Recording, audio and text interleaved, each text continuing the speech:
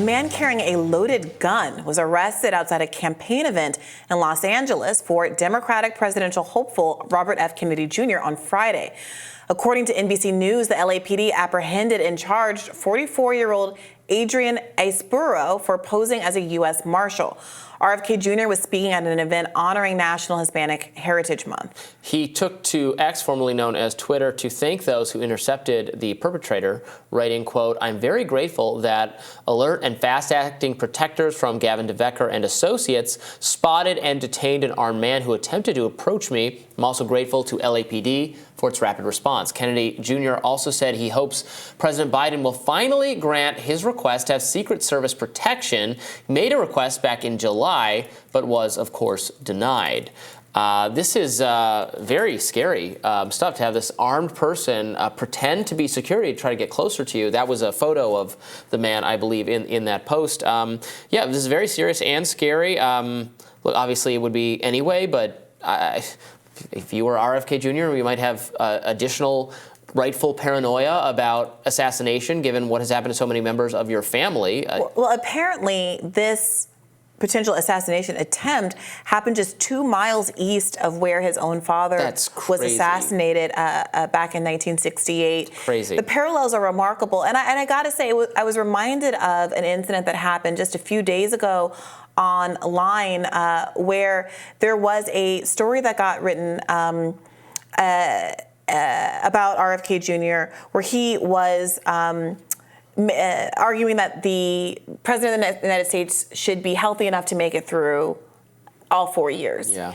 And in response to him saying we should be voting for a president who we can expect to complete the term, many accounts responded, big words from a Kennedy, obviously making fun of the idea that so many of his family members have been politically assassinated, which felt at the very least in bad taste to some of us.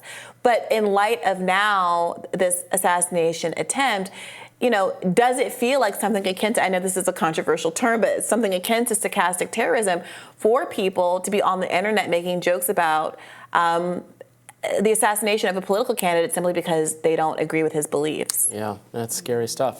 So do you think it would be proper for Biden to greenlight Secret Service protection faster than the timeline? I remember we had some haggling over the exact dates of when that was supposed to take place. Yeah. I think the tweet RFK Jr. had about that was not quite accurate for when it's supposed to kick in, but maybe in this case it should kick in earlier if he's had an actual armed assailant come up and with a plan to say, I'm part of the security detail to get in. That takes a little bit of more foreplanning than, you know, just a crazy person or something. And not that that's less scary, but that had the mind plan strategy to get there in using that method. Yeah. So my understanding is that major presidential and vice presidential candidates and their spouses get Secret Service protection within 120 days of a general presidential election. And I can't do math. We're obviously over a year out, nowhere close to 120 days. Now, Barack Obama had protection authorized for him at an earlier date, nearly 9 months before voting began in the Democratic primaries for president. It was the earliest the Secret Service had ever been issued a security detail to a candidate. They declined to provide details at the time of what prompted the elevated security for President Obama. This is reading from a contemporaneous New York Times article. But it did seem to be responsive to the historic nature of his candidacy and the idea that he was getting, as I understand it, an unprecedented number of threats to his life because of being a black man.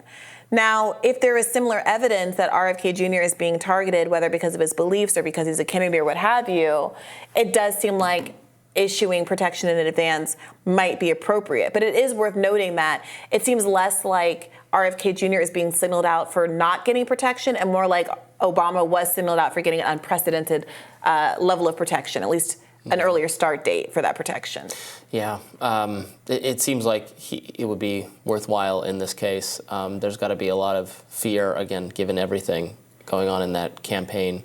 So so it is interesting. I know people are, there's going to be a lot of people saying that they're out to, this was a CIA or something, or this was this was the government's trying to silence him or something. Obviously, there's no evidence of that, but people have a lot of views about who was really behind the Kennedy assassinations, including RFK Jr. himself. I can't remember quite if he said it on our show when we interviewed him, but he said it on other shows that he thinks there was government involvement in at least the assassination of his uncle. I'm not sure if he said it about the assassination of his own father, but he does have suspicion and skepticism when it comes to what happened to President JFK. Which also raises the question of whether this government detail is going to make him feel safer. Right.